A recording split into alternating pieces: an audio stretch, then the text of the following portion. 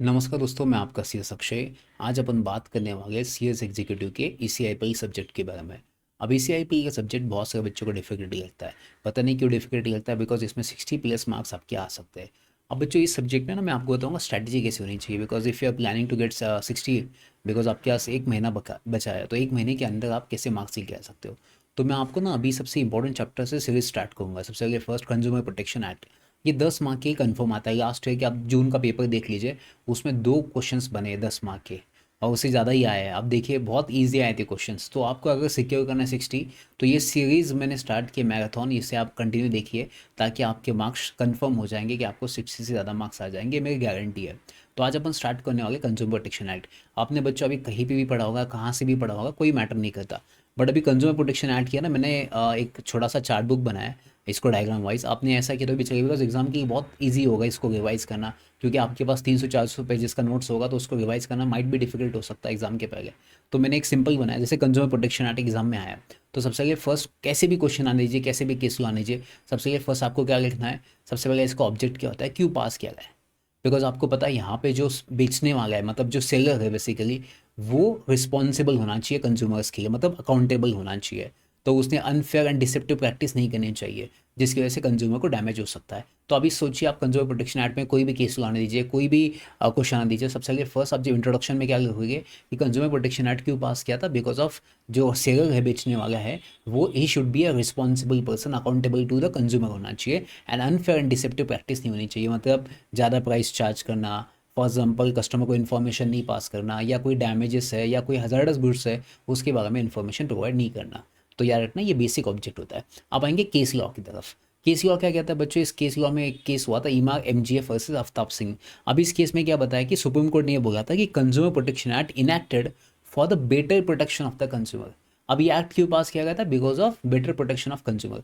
अब मैं याद रखना बच्चों, मैं आपको एक सिंसियर मतलब बहुत दिल से बता रहा हूँ कि मैं जब मुझे 60-70 मार्क्स क्यों मिले, जब भी मैं स्टार्ट करता हूँ कोई भी आंसर लिखने के लिए, ऐसे बच्चों को क्वेश्चन आता है एग्जाम में कि आंसर कहाँ से स्टार्ट करना चाहिए, ये आपका क्वेश्चन होता है। मैं आपको कहूँगा आंसर कहाँ से स्टार्ट करना चाहिए। अगर आपने देखा नहीं कंज्यूमर प्रोटेक्शन एक्ट के बारे में क्वेश्चन पूछा है, ये आपको पता चलेगा, बिकॉज एग्जाम में ऐसा होता है कि ऐसा सा केस हुआ, नीचे बोलेंगे आपको कि under the consumer protection act, इसे एक्सप्लेन कीजिए। तो कंज्यूमर प्रोटेक्शन एक्ट जैसे ही क्वेश्चन आया, तो आपने सबसे पहले फर्स्ट इंट्रोडक्शन होना चाहिए क्या, कि कंज्यूमर प्रोटेक्शन एक्ट अकाउंटेबल होता है सेलर के लिए, and more responsible and protection to the consumers. फिर सेकंड केस में आप दे सकते हो केस लॉ का रेफरेंस। जैसे सिंपल आपको याद आया आफ्ताब सिंह की केस आई, एमजीएफ वर्सेस आफ्ताब सिंह, इतना याद आया। तो एमजीएफ इन आफ्ताब केस में क्या कहा था कि सुप्रीम कोर्ट ने बोला था कि ये बेटर प्रोटेक्शन मिलेगा कंज्यूमर्स के लिए, तो ये इसलिए लॉ पास किया है। बस सिंपल लिखना है, एक मार्क आपको ऐड हो जाएगा बाकी बच्चों से। बच्चे सोचते रह जाएंगे कि आंसर कहाँ से स्टार्ट करना है, आपका आंसर यहाँ पे बन का इंट्रोडक्शन। अब आएंगे कंज्यूमर के डेफिनेशन, ये कंज्यूमर कैसे कहेंगे, यहाँ पे केस 100% आता है कंज्यूमर कैसे कहेंगे। तो सबसे ज़्यादा टाइम अपने कहाँ पे स्पेंड करना चाहिए, यहाँ पे आपने सबसे ज़्यादा टाइम देना चाहिए, क्योंकि ये इंपॉर्टेंट है। ठीक है बच्चों। अब यहाँ पे देखा जाए तो एग्जाम में क्वेश्चंस क्या पूछते हैं कि कंज्यूमर कौन है। सबसे पहले फर्स्ट जानते, हु बाइज एनी गुड्स, जो भी गुड्स परचेस करेगा, परचेस करना चाहिए, बट किसके लिए, कंसिडरेशन। कंसिडरेशन मतलब कुछ तो होना चाहिए। तो कॉन्ट्रैक्ट में डेफिनेशन कंसिडरेशन का, कॉन्ट्रैक्ट में डेफिनेशन क्या कंसिडरेशन का, 2D के हिसाब से सेक्शन 2D की कंसिडरेशन का मतलब होता है समथिंग इन रिटर्न, कुछ तो रिटर्न में चाहिए। तो भाई साहब आपने उसको पे किया होगा या प्रॉमिस किया होगा कि मैं आज थोड़ा पैसा देता हूँ एंड कल थोड़ा पैसा देता हूँ, ये अंडर यानी डिफर्ड पेमेंट। डिफर्ड पेमेंट मतलब इंस्टॉलमेंट के बेसिस पे, and includes any user of such goods other than the person who buys the goods for consideration and uses such goods with the permission of such person, but does not include. देखिए मैंने underline भी किया है, कितना easy करके दिया हमने notes आपको, इसको अंडरलाइन भी करके दिया है। अगर आपके नोट्स चाहिए तो कमेंट बॉक्स में बता देना, नीचे तो मैं आपको ये नोट्स प्रोवाइड कर दूंगा। तो क्या लिखा है, but does not include a person who buys the goods for resale for commercial purpose. तो अभी मैं आपको सिंपल वर्ड में बताता हूँ एग्जाम में केस लगा आती है। देखिए कोई भी कंज्यूमर जो गुड्स परचेस करता है खुद के लिए, ये पूरा पैसा पे करता है या पार्टली पे करता है या पार्टली फ्यूचर में पे करता है या इंस्टॉलमेंट के बेसिस पे करता है, बट अल्टीमेट किस लिए परचेस करता है, खुद के लिए, किसी और को बेचने के लिए नहीं है। बिकॉज अगर आप किसी और को बेचना स्टार्ट कर दिया तो आप कंज्यूमर नहीं माने जाओगे। तो यार ना कंज्यूमर का मतलब है जो कंज्यूम करता है गुड्स को, तो अल्टीमेट आपको कंज्यूम करना है, तो इसी अपन क्या कहेंगे, कंज्यूमर कहेंगे। तो ये समझा आपको कंज्यूमर का डेफिनेशन क्या कहता है कि गुड्स बाय करने चाहिए आपने। अब गुड्स की जगह यहाँ पे सर्विस डाल दीजिए नीचे, सेम सर्विस। अब नीचे क्या दिया बच्चों, सर्विस। अभी गुड्स की जगह क्या करने का, आप सर्विस का बोल लेने का। आप कोई भी सर्विस लेना चाहता है, जैसे फॉर एग्जाम्पल टीचिंग है या कोई भी सर्विस हो सकती है, तो उसमें कोई डिफिशियंसी आ सकती है। जनरली सर्विस में क्या आती है बच्चों, डिफिशियंसी, एंड गुड्स में डिफेक्ट आता है। तो डिफिशियंसी मतलब सर्विस का एक लैक ऑफ सर्विस है या क्वालिटी में कोई इश्यूज़ है, तो ऐसे टाइम पे आप उसके ऊपर क्लेम कर सकते हो। बट ये जो सर्विस है बेसिकली बच्चों, ये आपने खुद ने कंज्यूम करनी चाहिए। मतलब जैसे फॉर एग्जांपल मैंने किसी को क्लासेस बेचे किसी बच्चों को, उस बच्चे ने किसी और को क्लास बेच दिया, जो मेरा लेक्चर सब रिकॉर्डेड किसी और को बेच दिया, तो भाई साहब उस केस में वो कंज्यूमर नहीं माना जाएगा। तो कंज्यूमर कौन होता है बच्चों? कोई भी इंसान जो गुड्स या सर्विसेज परचेस करता है खुद के लिए, या उसका पेमेंट वो आज पे करता है, कुछ फ्यूचर में पे करता है, या प्रॉमिस करता है कि मैं इंस्टॉलमेंट में पे करूँगा, तो उसे आप कंज्यूमर कहेंगे। बट अल्टीमेट यूज़ किसकी होना चाहिए? खुद की होना चाहिए, उसी आप कंज्यूमर कहोगे। तो समझा आपको भाई साहब, यहाँ पे एक सिंपल डेफिनेशन है, इसके बेसिस पे क्वेश्चन आता है। अब बात करेंगे बच्चों नेक्स्ट, सबसे चलिए फर्स्ट डिफेक्ट का मतलब क्या होता है। अभी लास्ट ईयर 2025 जून में एक क्वेश्चन आया था difference between defect and deficiency. अब डिफेक्ट एंड डिफिशियंसी में डिफरेंस क्या है, ये आपको एग्जाम में क्वेश्चंस दिखा गया है। अब ये एग्जाम में जो क्वेश्चंस दिखा गया था बच्चों बेसिकली, तो ये बहुत ईजी क्वेश्चन आया था, मतलब मैं कहूँगा तो ये 5 मार्क्स से ज़्यादा आया था आपको क्वेश्चन। तो डिफेक्ट का मतलब क्या होता है बच्चों? फॉल्ट। फॉल्ट का मतलब क्या होता है? कहीं ना कहीं आपने जो वादा किया था कि मैं आपको 1 kg दूंगा, या फॉर एग्जांपल आपने क्वांटिटी का बोला था, क्वालिटी का बोला था, उसमें कोई फॉल्ट आ चुका है, वो एग्जैक्ट नहीं है, या इम्परफेक्शन आ चुका है। आपने बोला था कि परफेक्ट गुड्स है बट इम्परफेक्ट है, या शॉर्ट कमिंग है इन क्वालिटी में। जैसे फॉर एग्जाम्पल मैंने बोला 10 kg गेहूँ है, तो 10 kg में कोई 200 ग्राम हो सकता है कम। आपने बोला तो बहुत अच्छा गेहूँ था बट वो अच्छा क्वालिटी का गेहूँ नहीं है, या जो क्वालिटी थी वो कॉम्प्रोमाइज़ करना पड़ा, या क्वांटिटी आपने कम कर दी, या उसके प्योरिटी पे क्वेश्चन आ चुका है, या उसकी पोटेंसी मतलब उसकी कंपेबिलिटी पे क्वेश्चन आ चुका है, वो स्टैंडर्ड नहीं है, तो require to be maintain by the seller. जो सेलर बेचने वाला उसने मेंटेन करना चाहिए था। Under the law for time being force under any contract और एक्सप्रेस और implied, it is claim by the trader in any manner who is sever in relation to the goods, the expression defective shall also be the part of the definition. अब इसको देखिए, defect को बहुत ज़्यादा मतलब ये जो दिया डेफिनेशन में, आपको सिंपल वर्ड में कहूँगा ना, अगर मुझे एग्जाम में एक्सप्लेन करना डिफेक्ट का मतलब क्या होता है। डिफेक्ट का मतलब फॉल्ट, डिफेक्ट का मतलब इम्परफेक्शन, डिफेक्ट का मतलब short coming in qualities and quantities, purity, standards. तो ये होता है एज पर द लॉ जो मेंटेन करना चाहिए आपने, जो ट्रेडर ने बोला था, उसे कहेंगे अपन क्या बच्चों, क्या कहेंगे? डिफेक्ट कहेंगे। अब सेम बच्चों अगर मैं बात को, ये एक्सप्रेस और इम्प्लाइड भी हो सकता है। एक्सप्रेस इम्प्लाइड मतलब आपने बोल के उसको बता दिया कि भाई साहब एक्सप्रेस करके दिया कि मुझे इतना क्वांटिटी गुड्स चाहिए, और उसके बाद भी फॉल्ट होता है। या तो ऐसा हो सकता है कि आपने सीधा साइन कर दिया कि उसने बोला कि ये 10 kg का गेहूँ का ये आता है, बैग आता है, तो मैंने सीधा हाँ दे दीजिए मुझे, तो आपने एक्ट कर दिया कि सीधा मुझे दे दीजिए, मतलब आपने सीधा एक्ट के बेसिस पे कॉन्ट्रैक्ट में आया, तो उसे इम्प्लाइड कहते हैं। तो एक्सप्रेस इम्प्लाइड के बेसिस पे आप कॉन्ट्रैक्ट में जाना चाहते हो, जो कंडीशंस आपने एक्सेप्ट की थी बट वैसी नहीं निकली, तो कई क्वांटिटी में गलत हो सकता है, फॉल्ट हो सकता है, इनपरफेक्शन हो सकता है, या स्टैंडर्ड नहीं हो सकता, तो ये भाई साहब उसमें दिक्कतें आ सकती है। तो ये था डिफेक्ट का डेफिनेशन। अगर मैं सेम कहूँ डिफिशियंसी का, डिफिशियंसी केस में सेम होगा, fault, imperfection, short coming, in advocacy in the quality and nature and manner of performance which is required to be maintained by under any law for the time being force has been undertaken to be performed by a person as per the contract or the manner. Any negligence, omission or act which causes loss or injury or knowingly hiding any information which cause to loss to consumer. अब defect and deficiency there is no so much, मतलब कोई ज़्यादा difference नहीं है कि इसमें सिर्फ goods use करेंगे, इसमें सिर्फ सर्विस यूज़ करेंगे। जैसे फॉर एग्जाम्पल मैंने आपको बोला था कि मेरे जो लेक्चर CCI के वो 170 लेक्चर्स है टोटल। जब आपने वो परचेस किया उसके बाद पता चला कि भाई साहब बिकॉज मैं सर्विस दे रहा हूँ ना आपको, तो आपने 170 लेक्चर्स परचेस किए, बट जब परचेस करने के बाद आपको पता चला कि इसमें सिर्फ 130 लेक्चर्स है, 50 या 40 लेक्चर्स गायब है, तो इसका मतलब इसमें क्या माना जाएगा? डिफिशियंसी इन सर्विस माना जाएगा। कि आपने जो वादा किया था कॉन्ट्रैक्ट में, जो एक्सप्रेस किया था, जो इम्प्लाइड कॉन्ट्रैक्ट था उसमें आपने जो वादा किया था वो उससे कम निकला है, तो शायद यहाँ पे क्वांटिटी की बात आ सकती है, क्वालिटी की बात आ सकती है, प्योरिटी की बात आ सकती है, स्टैंडर्ड की बात आ सकती है, जिसमें आवाज़ ही नहीं है आपके सर्विसेज में, या आपने जो लेक्चर बेचा उसमें आवाज़ नहीं आ रहा है, विजिबल नहीं है, तो ऐसे अपन कहेंगे डिफिशियंसी इन सर्विस कहेंगे। तो यार इन दोनों में बच्चों एक 5 मार्क का क्वेश्चन आता है कि डिफेक्ट एंड डिफिशियंसी क्या होता है। तो डिफेक्ट गुड्स में होते हैं, डिफिशियंसी किस में होते हैं? सर्विसेज में होते हैं। अब बात करेंगे बच्चों एंडोर्समेंट।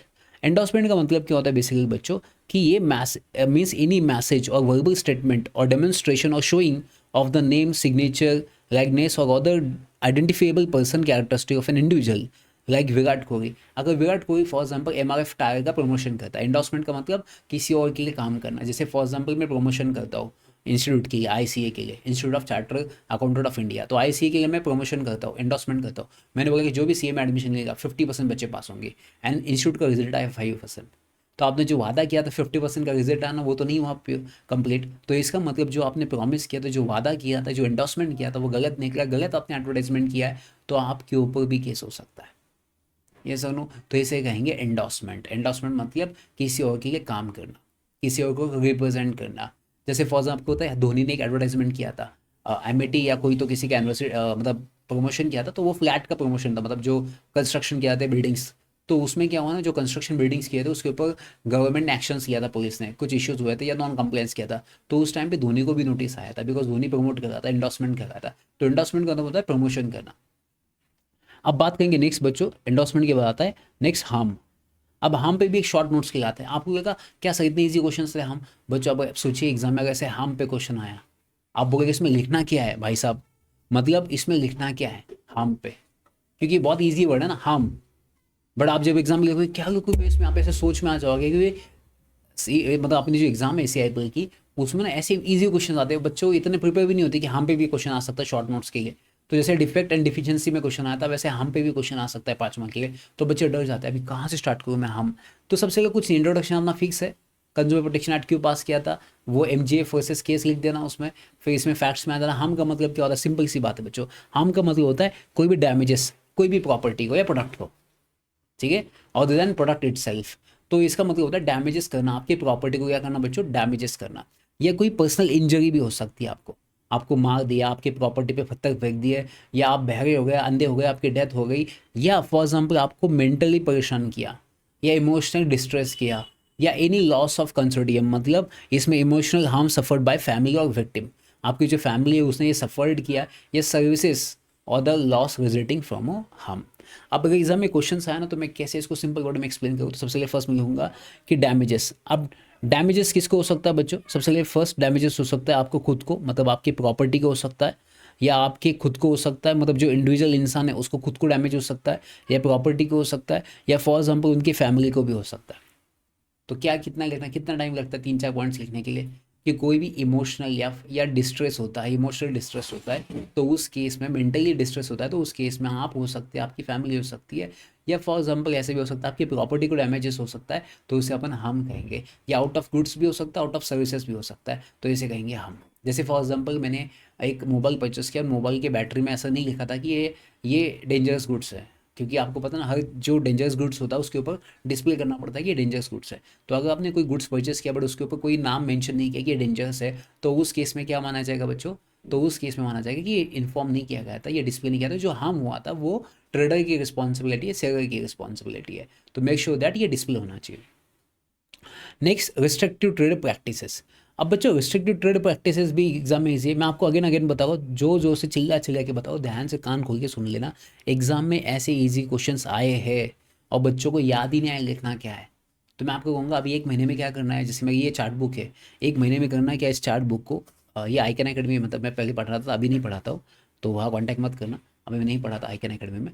तो अभी देखिए सबसे पहले फर्स्ट मैं कहूँगा कि अगर एग्जाम में क्वेश्चन आते हैं ना, तो उसके नोट्स आपके रेडी होने चाहिए, पॉइंट्स। जैसे फॉर एग्जाम्पल हार्म, मेरे 4 पॉइंट्स बनने चाहिए। हार्म का मतलब डैमेजेस, खुद को, फैमिली को, या प्रॉपर्टी को।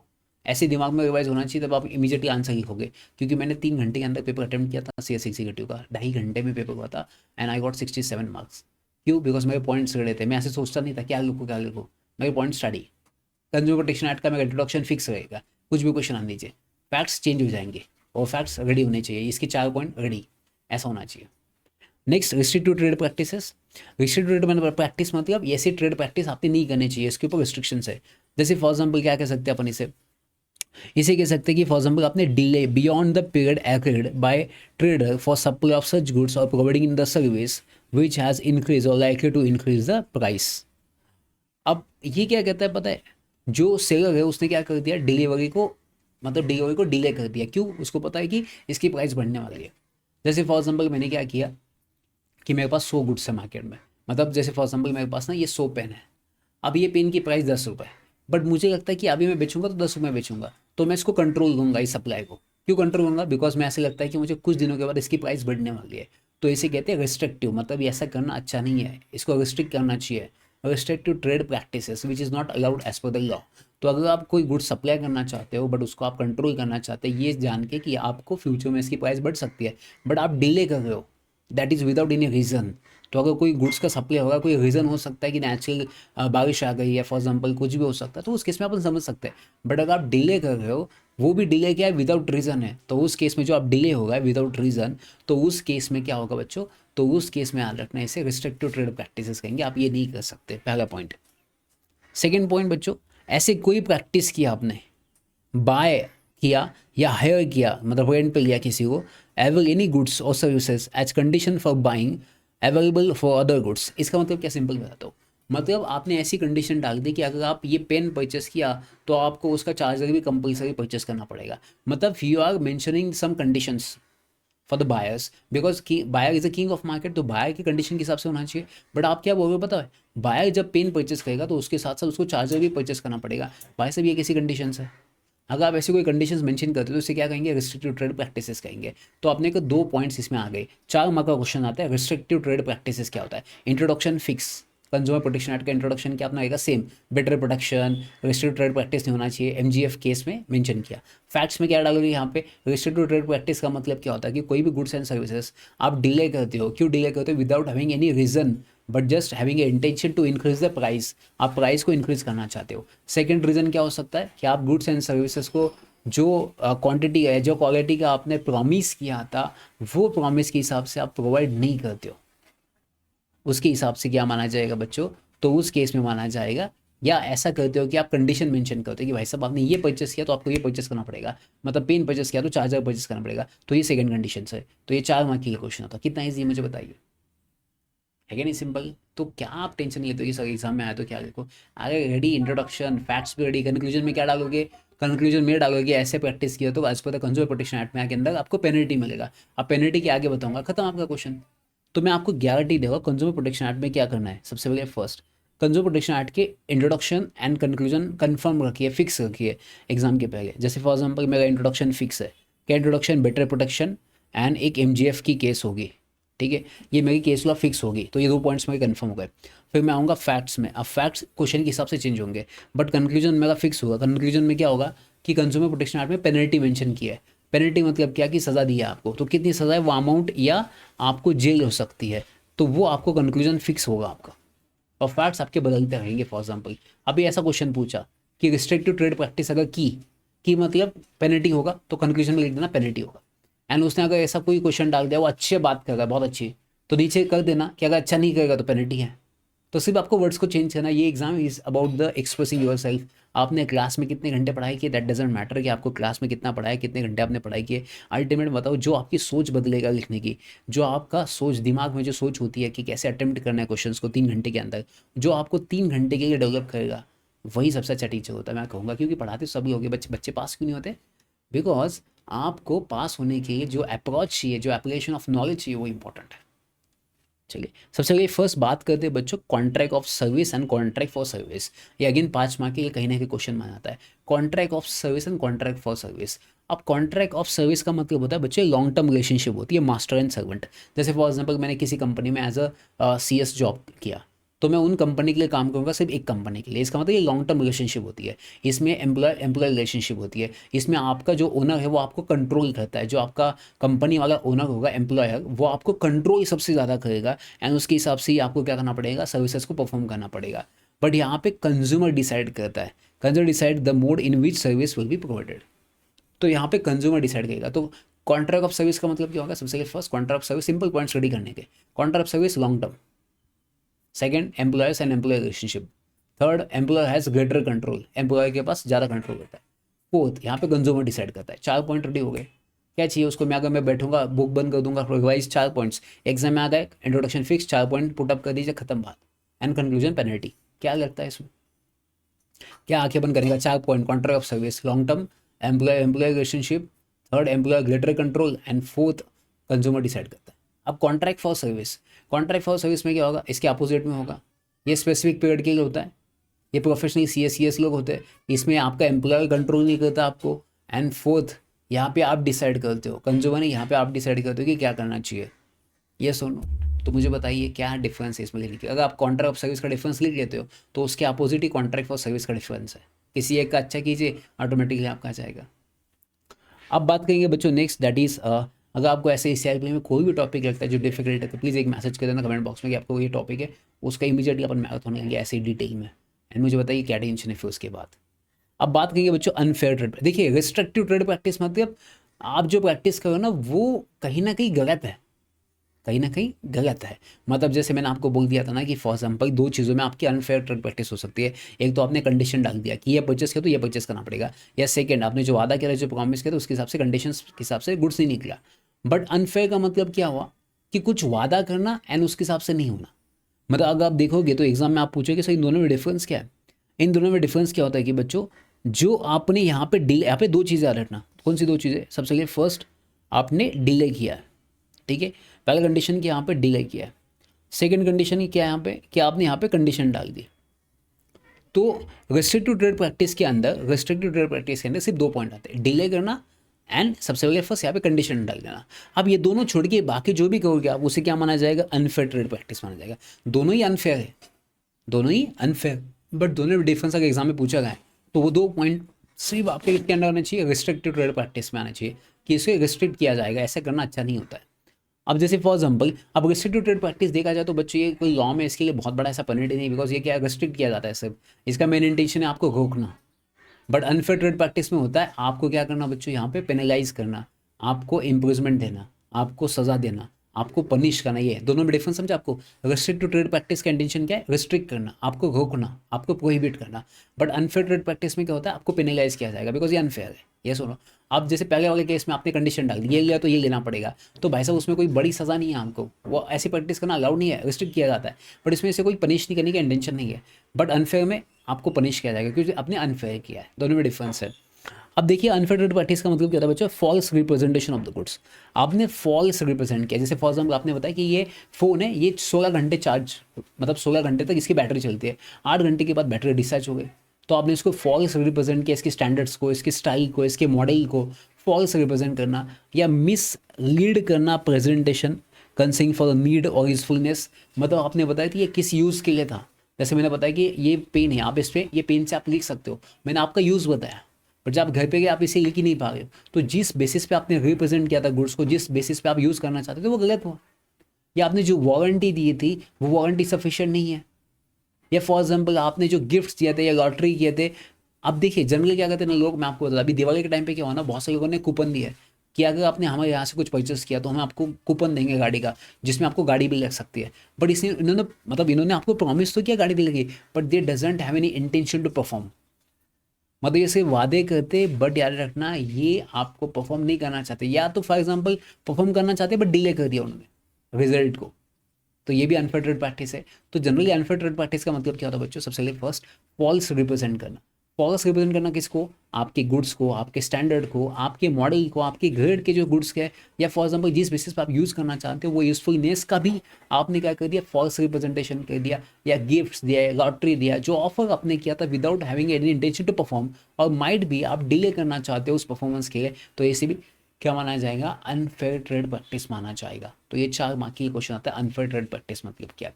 तो एग्जाम में इंट्रोडक्शन फिक्स अपना, कंक्लूजन फिक्स, ये भी गलत है, लॉ के हिसाब से पेनल्टी लिख देना।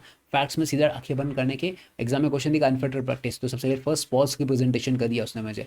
क्या किया? ये गुड्स की क्वालिटी के बारे में, स्टैंडर्ड्स के बारे में, मॉडल के बारे में, या तो फॉर एग्जाम्पल वारंटी के बारे में, या तो for example lottery offer price जो भी हो सकता है गिफ्ट, वो परफॉर्म नहीं करने का इंटेंशन या तो डिले कर दिया, ऐसे अनफेयर ट्रेड प्रैक्टिस माना जाएगा। कितना ईजी है, खत्म यहाँ तक।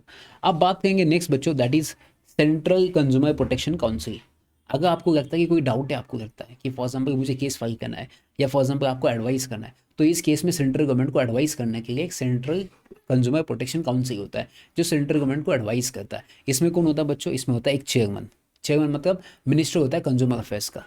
सेकंड कौन होता है बच्चों? इसमें नॉन ऑफिशियल्स मेंबर भी होते हैं, एंड एटलीस्ट 1 मीटिंग होनी चाहिए साल में। कितनी मीटिंग होनी चाहिए? साल में 1 मीटिंग होना चाहिए। एंड टाइम एंड प्लेस जो होता है वो चेयरमैन डिसाइड करता है। तो कल जाके सेंट्रल गवर्नमेंट को कोई एडवाइस चाहिए किसी मैटर के लिए, तो उस केस में central government can get that advice या consultation from the central consumer protection council के हिसाब से ले सकता है। एंड उसमें एक चेयरपर्सन होता है जो मिनिस्टर ऑफ कंज्यूमर अफेयर्स होता है, एंड बाकी नॉन ऑफिशियल्स होते हैं। तो उनकी एक साल में एक मीटिंग होती है जिसकी पोजीशन जो होती है वो चेयरमैन होल्ड करता है।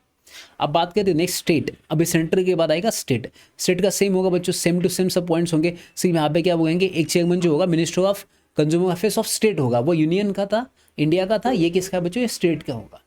वहाँ पे सेंट्रल गवर्नमेंट अपॉइंट करता है, यहाँ पे चेयरमैन कौन अपॉइंट करता है? स्टेट गवर्नमेंट अपॉइंट करता है। वहाँ पे एक मीटिंग, यहाँ पे 2 मीटिंग है, बस इतना ही तो डिफरेंस है। तो कल जाके कहीं काउंसिल पे क्वेश्चन पूछा तो काउंसिल का आपने कॉलम बना देना, पहले कॉलम में लिख देना सेंट्रल कंज्यूमर प्रोटेक्शन काउंसिल, इसको अपॉइंट करता है central government, state consumer protection council इसको अपॉइंट करता है स्टेट, यहाँ पे चेयरमैन वहाँ पे भी चेयरमैन, बट यहाँ पे इंडिया का चेयरमैन मिनिस्टर होता है, यहाँ पे स्टेट का मिनिस्टर होता है, यहाँ पे एक साल में एक मीटिंग होती है, एक साल में 2 मीटिंग होती है, यहाँ पे सेंट्रल गवर्नमेंट, यहाँ पे स्टेट गवर्नमेंट आता है। सेम डिस्ट्रिक्ट के बारे में आएगा, अभी district comes under the state, तो यहाँ पे क्या आएगा बच्चों, अभी डिस्ट्रिक्ट के केस में कलेक्टर होता है चेयरमैन, कौन होता है कलेक्टर। अभी जो कलेक्टर बेसिकली बच्चों ये अपॉइंट कौन करता है, अभी इस बात है स्टेट गवर्नमेंट, और इसने कितनी मीटिंग करनी चाहिए, यहाँ पे भी 2 मीटिंग करनी चाहिए साल में। समझा मुझे, कितना ईजी है मुझे बताइए, है कि नहीं। अब एग्जाम में ये है ना, क्योंकि आपको पता है कंज्यूमर प्रोटेक्शन एक्ट 2019 के बाद इसमें चेंजेस किया गया एक, क्योंकि ये पहले नहीं था। अगर मैं बात करूँ 1986 में कंज्यूमर प्रोटेक्शन एक्ट, उसमें ये चीज़ें नहीं थी इंक्लूडेड, तो अभी ये नई चेंजेस हो चुके हैं। इसमें क्या ऐड किया है, सेंट्रल कंज्यूमर प्रोटेक्शन अथॉरिटी को ऐड किया है। मतलब आज के बाद अगर आपको कोई सेंट्रल, फॉर एग्जांपल कोई कंज्यूमर प्रोटेक्शन के अंडर कोई अपील करना है, या कोई फॉर एग्जांपल एडवाइस चाहिए, या कोई आपको डिस्कशन करना है, या फॉर एग्जांपल आपको अपील फाइल करना है, तो उस केस में एक सेंट्रल अथॉरिटी है, ये पहली बार एस्टैब्लिश की, तो इसमें एग्जाम आने के चांसेस बहुत ज़्यादा है। तो ऑब्वियस बात, इसका नाम ही सेंट्रल है, तो ऑब्वियस बात इसको बनाता कौन है, सेंट्रल गवर्नमेंट अथोराइज करता है, सेंट्रल कंज्यूमर प्रोटेक्शन अथॉरिटी। किसके लिए, क्योंकि ये मैटर्स को रेगुलेट करने के लिए, unfair practice, violation of consumer rights, misleading advertisement कोई करेगा which is against the interest of the public, enforce the right of the consumer. तो मार्केट में जाके कोई भी अनफेयर ट्रेड प्रैक्टिस करेगा, रिस्ट्रिक्टिव ट्रेड प्रैक्टिस करेगा, या फॉर एग्जांपल कोई फॉल्स एडवर्टाइजमेंट करेगा, तो उस केस में लॉ को एनफोर्स करने के लिए सेंट्रल कंज्यूमर प्रोटेक्शन अथॉरिटी होगा, जो सेंट्रल गवर्नमेंट ने उसको बनाया होगा।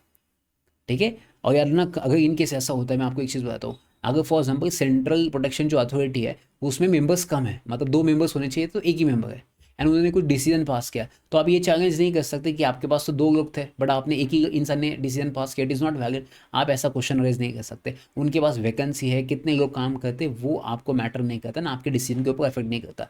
तो कोई भी इंसान कहीं जाकर एग्जाम में केस हुआ है कि फॉर एग्जाम्पल उस सेंट्रल प्रोटेक्शन कंज्यूमर अथॉरिटी के पास 5 मेंबर्स थे, बट उन्हें सिर्फ 3 लोगों ने डिसीजन पास किया, क्योंकि 2 वैकेंट है, 2 को अपॉइंट नहीं किया, तो क्या ये डिसीजन वैलिड माना जाएगा? यस, वैलिड माना जाएगा। वो उनका इंटरनल मैटर्स है कि 5 की जगह 3 है, बट अपना डिसीजन पास करना इंपॉर्टेंट है ना। आप डिसीजन के बेसिस पे चैलेंज कर सकते हो कि एविडेंस नहीं है, कि प्रॉपर सिस्टमेटिक प्रोसेस फॉलो नहीं किया, आप उसके बेसिस पे क्लेम कीजिए। बट आप ये नहीं कह सकते कि भाई साहब कि आपके जो स्टाफ है उसमें 2-3 स्टाफ एब्सेंट है, वो इंटरनल मैटर, आप उसमें मैटर मतलब जो है उस पर आप क्लेम नहीं कर सकते। ठीक है। अगर आपको लगता है प्रोसेस में कुछ गड़बड़ है तो आप उसके बेसिस पे क्लेम कर सकते हो। अब यहाँ पे एक इन्वेस्टिगेशन डिपार्टमेंट भी है सेंट्रल गवर्नमेंट का। वो अब ऑब्वियस बात है, सेंट्रल गवर्नमेंट, तो सेंट्रल गवर्नमेंट इसको बनाता है। इसमें कौन सा है, डीजे, डायरेक्टर जनरल। तो डायरेक्टर जनरल कौन अपॉइंट करता है, सेंट्रल गवर्नमेंट अपॉइंट करता है। तो ये डायरेक्टर जनरल के साथ बहुत सारे एडिशनल या डिप्यूटी या ज्वाइंट डायरेक्टर भी होते हैं जो रिसर्च करते हैं, इन्वेस्टिगेशन करते हैं, तो ये सेंट्रल गवर्नमेंट करता है। अब देखा जाए तो बच्चों, सबसे पहले फर्स्ट डिस्ट्रिक्ट कलेक्टर की पावर क्या है। डिस्ट्रिक्ट कलेक्टर अपने रीजनल जो ऑफिसेस है, फॉर एग्जांपल जैसे महाराष्ट्र में मुंबई है, मुंबई का डिस्ट्रिक्ट कलेक्टर, तो ये जो डिस्ट्रिक्ट कलेक्टर ये इंक्वायरीज कर सकते हैं, जो वायलेशन किया उसका रिपोर्ट सबमिट कर सकते हैं। तो इनका काम है डिसीजन पास करनी होता है, इनका काम होता है इन्वेस्टिगेशन करना, रिपोर्ट बनाना होता है। ये पावर होता है डिस्ट्रिक्ट कलेक्टर का, बिकॉज डिस्ट्रिक्ट कलेक्टर ये एग्जीक्यूटिव बॉडी है, एडमिनिस्ट्रेटिव बॉडी है, तो ये कोई जुडिशियल बॉडी नहीं है डिसीजन पास करने के लिए। समझा आपको?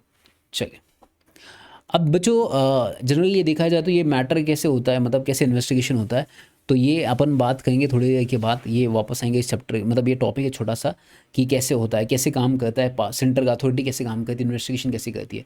तो पहले आप कंप्लेंट फाइल कर सकते हैं या खुद के हिसाब से भी काम कर सकते हैं, मतलब कंप्लेंट या ऑन इट्स ओन मोशन। इसके बाद ये इन्वेस्टिगेशन करते हैं कि ये सच में वायलेशन हुआ है कि नहीं हुआ है। देन उसके बाद ये कहेंगे अगर सेटिस्फाइड है तो ये ऑर्डर पास कर देंगे, है ना। तो यहाँ पर लिखा है कि अगर it is satisfied that there exist a prima facie case, it shall cause investigation to be made by the DG and by the district collector. तो यार ना, अगर इन्वेस्टिगेशन करना है तो क्या सिंपल प्रोसेस करना पड़ेगा, तो सबसे पहले फर्स्ट आपको कंप्लेंट फाइल करना पड़ेगा। जैसे ही आप कंप्लेंट फाइल करोगे सेंट्रल अथॉरिटी के अंडर, तो सेंट्रल अथॉरिटी डायरेक्टर जनरल को ऑथोराइज करेगी, तो डीजी आएगा, वो इन्वेस्टिगेशन करेगा एंड रिपोर्ट सबमिट करेगा। तो ये सिंपल प्रोसेस होता है। अब पावर क्या है बच्चों, बेसिकली इस सेंट्रल अथॉरिटी की पावर क्या है। अगर कोई फॉर एग्जाम्पल ये करता है, देखिए यहाँ पर लिखा है issue directions and penalties against the false and misleading advertisement, section 21। अब सेक्शन 21 क्या कहता है बच्चों, अगर फॉर एग्जाम्पल किसी ने मिसलीडिंग एडवर्टाइजमेंट किया, मिसलीडिंग एडवर्टाइजमेंट मतलब कोई फॉल्स वादे किए। जैसे फॉर एग्जाम्पल मैंने बताया कि अगर आप ये लेक्चर्स देखोगे तो आपको 100 मार्क्स आ जाएंगे, अब 100 मार्क्स नहीं आए तो ये आपने मिसलीड किया एडवर्टाइजमेंट को। तो अगर कोई मार्केट में ऐसा मिसलीडिंग एडवर्टाइजमेंट करता है तो उसको 2-1 करके मार देना, 21 सेक्शन 21 ऐड करना, 2-1 करके मारना, सेक्शन 21 ऐड करना। एग्जाम में ऐसे सेक्शन लेकर तो बहुत फायदा होगा। As per the section 21 of consumer protection act, तो आपको एडिशनल आधा मार्क मिलेगा। तो यार ना, कोई भी फॉल्स एडवर्टाइजमेंट करेगा कोई भी फॉल्स प्रोमिस करेगा तो उसको 2-1 लगा देना, मतलब 21 सेक्शन आ रखना। तो ऐसे कैसे होगा, अगर सेंट्रल गवर्नमेंट सेटिस्फाइड है, जो सेंट्रल अथॉरिटी है वो सेटिस्फाइड होता है कि इसने जो मिसलीड की एडवर्टाइजमेंट उसकी वजह से कंज्यूमर के ऊपर इफेक्ट हुआ है, तो उस केस में वो ऑर्डर पास कर सकता है मैन्युफैक्चर या उस सेलर को, एंड उसकी जो प्रैक्टिस है उसको क्या कर सकता है, डिसकंटिन्यू कर सकता है। एंड इस पर पेनल्टी क्या होगा, इम्पोज और manufacture endorser penalty which may extend to 10 lakh rupees, and for every subsequent contravention impose a penalty which may extend to 50 lakh rupees. तो यार रखना बच्चों को एंडोर्समेंट भी करने वाला है, विराट कोहली ने बोला भाई साहब आप ये पिए ड्रिंक आपके एनर्जी आ जाएगी, तो पीने के बाद भी नहीं आया तो यहाँ पे विराट कोहली को भी फाइनेंशियल पेनल्टी होगा, जैसे फॉर एग्जांपल 10 लाख से लेके 50 लाख तक भी हो सकता है सब्सिक्वेंटली, मतलब पहली बार आप नहीं सुने उसके बाद भी आपके पास खुजली है तो सेकंड पेनल्टी आपका 50 लाख तक भी हो सकता है। तो अगर in case if may by order prohibit the endorser false misleading advertisement from making endorsement any product और service for a period which may extend to 1 year and for subsequent उसके लिए होगा 3 ईयर्स। अब बच्चों सिंपल चीज़ बताओ, section 21 रखना, 2-1 करके मार देना। अगर आपके सामने कोई भी इंसान मिसलीडिंग एडवर्टाइजमेंट करता है, वो विराट कोहली हो सकता है एंडोर्समेंट करने वाला, या कोई सप्लायर हो सकता है, कोई मैन्युफैक्चरर हो सकता है, कोई ट्रेडर भी हो सकता है, तो कोई भी अगर मिसलीडिंग एडवर्टाइजमेंट करता है तो एग्जाम में कैसे में बनाता पता है, इसके लिए एग्जाम में बहुत शॉर्ट ट्रिक बनाता था। क्या शॉर्ट ट्रिक, सेक्शन 21 क्या कहता है कि आपका मैन्युफैक्चर हो सकता है, आपका ट्रेडर हो सकता है, आपका सप्लायर हो सकता है, या आपका एंडोर्समेंट करने वाला हो सकता है एंडोर्सर विराट कोहली। ये चारों का अगर इंटेंशन क्या है बच्चों, ये चारों क्या है कि मिसलीडिंग एडवर्टाइजमेंट करना, मतलब आपको फंसाना, फेक प्रॉमिस करना, तो उस केस में आपके 2 पेनल्टी हो सकता है। एक तो 10 लाख विच may extend to 50 lakh subsequently, पहली बार करने के बाद भी आप नहीं सुधरते हो तो पहले इसमें आपको 1 साल की सज़ा होगी, और उसके बाद भी अगर आप नहीं सुधरते वापस क्राइम करते हो तो 3 साल की सज़ा होगी। मुझे बताइए कितने ईजी पॉइंट्स बन गए इसके। एग्जाम में का क्वेश्चन पूछा कोई मिसलीड एडवर्टाइजमेंट करता है तो क्या पेनल्टी है, कितना ईजी है, डायग्राम निकाल देना, फिर नीचे एक्सप्लेन करिए ना, आधा पेज तो वैसे ही भर जाएगा, इंट्रोडक्शन तो फिक्स है एंड नीचे पेनल्टी में आ गया आपका।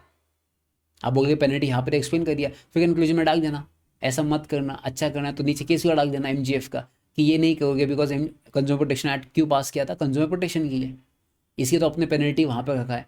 अब ये पेनल्टी क्यों रखा है, बिकॉज कंज्यूमर का बेटर इंटरेस्ट के लिए, बेटर प्रोटेक्शन के लिए, तो नीचे कंक्लूजन में डाल देना इसका पॉइंट्स। ठीक है, चलिए अब बात करेंगे next section 22, search and seizure. Search and seizure करना मतलब क्या होता है बच्चों, इन्वेस्टिगेशन करना, आपके यहाँ पे सर्च लेना, आपके यहाँ पे इन्वेस्टिगेशन करना। तो सबसे पहले फर्स्ट जो प्रिलिमिनरी इंक्वायरी होती है, स्टार्टिंग की जो फर्स्ट इंक्वायरी होती है वो कौन करता है, DG करता है, डायरेक्टर जनरल, या कोई भी ऑफिसर हो सकता है, जो डिस्ट्रिक्ट कलेक्टर भी हो सकता है उस केस में। वो मैटर करता है कि आपका मैटर कहाँ है, सेंट्रल लेवल या स्टेट लेवल है। अगर सेंट्रल लेवल पे तो DG आ सकता है, डायरेक्टर जनरल, अगर स्टेट या डिस्ट्रिक्ट लेवल पे तो आपका डिस्ट्रिक्ट कलेक्टर भी आ सकता है। तो वो चेक करेगा जो कंज्यूमर राइट्स है, या अनफेयर ट्रेड प्रैक्टिस हुआ है कि नहीं हुआ है, या कोई मिसलीडिंग एडवर्टाइजमेंट हुआ है कि नहीं, या कोई फॉल्स एडवर्टाइजमेंट हुआ है कि नहीं, ये चेक करेगा। एंड ये शैल बी रिटर्न, अगर ऐसा कुछ हुआ है तो shall be return within a period of 20 days of the date of such seizure and production. अब देखिए बच्चों, अगर फॉर एग्जांपल अगर वो चेक करता है कि कोई मिसलीडिंग एडवर्टाइजमेंट हुआ है, या फॉर एग्जांपल कोई भी ऐसा फॉल्स फेक बने मतलब प्रॉमिस किया, तो उस केस में वो अपने गुड्स सीज कर सकता है, कोई भी डिस्ट्रिक्ट कलेक्टर या DG। बट वो गुड्स वापस रिटर्न देने चाहिए कितने दिन के अंदर, 20 दिन के अंदर देने चाहिए। अगर फॉर एग्जांपल आपके अगेंस्ट, जैसे फॉर एग्जांपल जो डिसीजन पास किया कोर्ट ने, बोला कि ये अच्छे इंसान है, इन्होंने कोई ऐसा फॉल्स एडवर्टाइजमेंट नहीं किया, तो उस केस में 20 दिन के अंदर आपके गुड्स वापस देने चाहिए। ठीक है, तो सबसे पहले first, if the complaint alleges a defect in the goods which can not be determine without proper analysis और test of the goods of the, एक मिनट, गुड्स। तो यहाँ पे ये बोला कि भाई साहब अगर आप फॉर एग्जाम्पल यहाँ पे ऐसे लिखा है, इफ द कंप्लेंट और defect in the goods which can not be determine without a proper analysis और टेस्ट ऑफ द गुड्स। तो इसमें क्या होगा, सबसे पहले फर्स्ट आपको सैंपल लेना पड़ेगा, सैंपल के नाटे वो सील करना पड़ेगा, फिर वो सैंपल आपको लेबोरेटरी में भेजना पड़ेगा, फिर लेबोरेटरी का रिपोर्ट आएगा। तो बच्चों मैं आपको सिंपल चीज़ बताता हूँ क्या होता है इसका process. Search and seizure section 22, section 21 है फॉल्स एडवर्टाइजमेंट, सेक्शन 22 कहता है सर्च एंड सीजर। तो सबसे पहले फर्स्ट आपके घर पे कौन आएगा, अगर सेंट्रल लेवल का आपने क्राइम किया तो DG आएगा, डायरेक्टर जनरल या जॉइंट DG आ सकता है, या आपका एडिशनल DG भी आ सकता है। अगर इन केस आपका स्टेट लेवल का है तो वहाँ पे डिस्ट्रिक्ट लेवल का है तो वहाँ पे ये भी आ सकता है, आपका डिस्ट्रिक्ट कलेक्टर आ सकता है। तो वो आपके यहाँ से सैंपल कलेक्ट कर सकता है, सीज कर सकता है आपके गुड्स को, अगर आपने फॉल्स एडवर्टाइजमेंट किया, या फॉल्स प्रॉमिस किए, या अनफेयर ट्रेड प्रैक्टिस किया, रिस्ट्रिक्टिव ट्रेड प्रैक्टिस किया, मिसलीडिंग किया, तो उस केस में क्या होगा बच्चों, तो उस केस में आपके घर पे जितने भी गुड्स है उसको सीज किया जाएगा, एंड वो गुड्स सीज करने के बाद लेबोरेटरी में भेजा जाएगा, उसका सैंपल आएगा, उसके बाद डिसाइड होगा। अगर फॉर एग्जाम्पल वो डिसीजन आपके फेवर में पास हुआ है, मतलब मैन्युफैक्चरर के फेवर में, तो उस केस में 20 दिन के अंदर डिसीजन, 20 दिन के अंदर गुड्स क्या करना चाहिए, वापस देना चाहिए। कितने दिन के अंदर, 20 दिन के अंदर वापस देना चाहिए। बच्चों यहाँ पे कहीं भी ना ये वर्ड नहीं यूज़ किया है, कौन सा, रिस्ट्रिक्टेड ट्रेड प्रैक्टिस, यहाँ पे अनफेयर ट्रेड प्रैक्टिस यूज़ किया है। मैंने बोला ना आपको, अनफेयर ट्रेड प्रैक्टिस के लिए पेनल्टी है, रिस्ट्रिक्टेड ट्रेड प्रैक्टिस के लिए पेनल्टी नहीं हो सकती, बिकॉज वो रिस्ट्रिक्ट करना चाहता है, प्रोहिबिट करना चाहता है, पेनलाइज नहीं। इन दोनों में डिफरेंस आ रहा है, एग्जाम में क्वेश्चन आया है इस बार, ठीक है। अब बच्चों ये बहुत इंपॉर्टेंट है, एग्जाम में कहीं ना कहीं शॉर्ट नोट्स में आता है, वेक्सेशियस मतलब, वेक्सेशियस सर्च मतलब, वेक्सेशियस मतलब कोई भी डीजी या डिस्ट्रिक्ट कलेक्टर जो आपके घर पे आता है, बट भाई साहब घर पे आने के बाद वो विदाउट एनी रीज़न इन्वेस्टिगेशन करता है और विदाउट एनी रीजनेबल ग्राउंड्स आपके घर पे सर्च सीजर करता है, तो उस केस में जो ऑफिसर आपके घर पे आया था उसको सज़ा हो सकती है कितने, 1 साल की, एंड फाइन भी हो सकता है 10,000 तक, या दोनों भी हो सकता है। तो उसे कहेंगे वेक्सेशियस। वेक्सेशियस मतलब without having a intention, without having a reasonable notice, without having a reasonable evidence, वो आपके घर पे आ जाता है। साला मेरे घर पे मैं बैठा था, वो आया मेरे घर पे, सर्च किया, सब कुछ चेक किया, अथरा फथरा सब फेंक दिया उधर उधर, फलाना ढिमका, इतना गुस्सा है, केस फाइल कीजिए। एंड अगर पता चला कि विदाउट रीजन आया, विदाउट वैलिड एविडेंस आया, तो उस केस में इसको सीधा 1 साल की सज़ा हो सकती है, प्लस याद रखना, और इसका फाइन भी हो सकता है 10,000 रुपये। अगर उसने बहुत सीरियस क्राइम किया तो दोनों भी हो सकता है। तो इसे कहेंगे वेक्सेशियस सर्च। तो ये याद रखना, पुलिस के जो होता है इन्वेस्टिगेशन वाले, उनके अगेंस्ट ही है अगर वो अच्छा काम नहीं करते तो, ठीक है। अगर मैं बात करूँ रिड्रेसल फोरम की, रिड्रेसल फोरम मतलब क्या होता है बच्चों, आप कहाँ पे जा सकते हो, कौन से मैटर्स के लिए। जैसे फॉर एग्जांपल अगर मैं डिस्ट्रिक्ट पे है तो मैं कहाँ जाऊँगा, डिस्ट्रिक्ट के मैटर्स के लिए मैं जाऊँगा स्टेट गवर्नमेंट, डिस्ट्रिक्ट मतलब डिस्ट्रिक्ट रिड्रेसल फोरम होते हैं, state redressal forum, national redressal forum, ये किसके किसके अंडर आते हैं। जैसे अगर डिस्ट्रिक्ट रिड्रेसल, रिड्रेसल मतलब सॉल्व करना आपके क्वेश्चंस को, आपके प्रॉब्लम्स को, आपके केसेस को सॉल्व करना होता है रिड्रेसल फोरम। अब ये फोरम डिस्ट्रिक्ट में भी होता है, स्टेट में भी होता है, नेशनल में भी होता है। अगर मैं डिस्ट्रिक्ट एंड स्टेट की बात करूँ तो ये दोनों स्टेट के अंडर आते हैं, नेशनल पे सेंट्रल गवर्नमेंट के अंडर आता है। अब मैं बात करूँ डिस्ट्रिक्ट में तो एक प्रेसिडेंट एंड 2 लोग होते हैं डिस्ट्रिक्ट में, एंड स्टेट में भी कितने होते हैं, प्रेसिडेंट एंड 4 लोग होते हैं, एंड सेंट्रल पे प्रेसिडेंट एंड 4 लोग होते हैं। सिर्फ डिस्ट्रिक्ट पे 2 लोग होते हैं बिकॉज ज़्यादा पॉपुलेशन नहीं होती है, तो बाकी जगह पे प्रेसिडेंट एंड 4 लोग होते हैं। यहाँ पे मैटर्स आपका डिस्ट्रिक्ट में 1 करोड़ तक आएगा, यहाँ पे 10 करोड़ तक आ सकता है स्टेट में, एंड 10 करोड़ से ज़्यादा मैटर कहाँ पे आ सकता है, नेशनल पे आ सकता है। बट याद रखना बच्चों, जो अपील फाइल करना है, अपील मतलब जैसे फॉर एग्जाम्पल डिस्ट्रिक्ट कोर्ट ने आपके अगेंस्ट डिसीजन पास किया, तो आपका मैटर स्टेट रिड्रेसल फोरम में जाएगा, मतलब यहाँ का मैटर यहाँ जाएगा। बट जब यहाँ से आप यहाँ जा रहे हो तो मेक श्योर दैट 45 डेज़ के अंदर आपको अपील फाइल करना। बट अपील फाइल करते समय जो डिसीजन पास किया उसका 50% आपको पे करना पड़ेगा। जैसे फॉर एग्जाम्पल मुझे सज़ा अनाउंस हुई है 10,000 रुपीज़, अक्षय सर ने गलत एडवर्टाइजमेंट किया, फॉल्स, तो मुझे 10,000 का फाइन है। तो जब मैं डिस्ट्रिक्ट के अगेंस्ट स्टेट में जाना चाहता हूँ तो 10,000 का 50%, 5,000 डिपॉजिट, एंड 45 डेज़ के अंदर आपको एप्लीकेशन फाइल करना पड़ेगा, अपील फाइल करना पड़ेगा स्टेट में। तो अगर स्टेट में भी आपके अगेंस्ट डिसीजन पास किया तो नेक्स्ट 30 डेज़ के अंदर आप कहाँ जाओगे, नेशनल रिड्रेसल फोरम के बाद जाओगे, सेम 50% डिपॉजिट। बट अगर नेशनल ने भी आपके अगेंस्ट डिसीजन पास किया तो नेक्स्ट 30 डेज़ के अंदर आप सुप्रीम कोर्ट में जा सकते हो, 50% deposit. That is a simple process. तो district, state, national redressal forum, तो डिस्ट्रिक्ट एंड स्टेट स्टेट के अंडर आते हैं, नेशनल सेंट्रल गवर्नमेंट के अंडर आता है।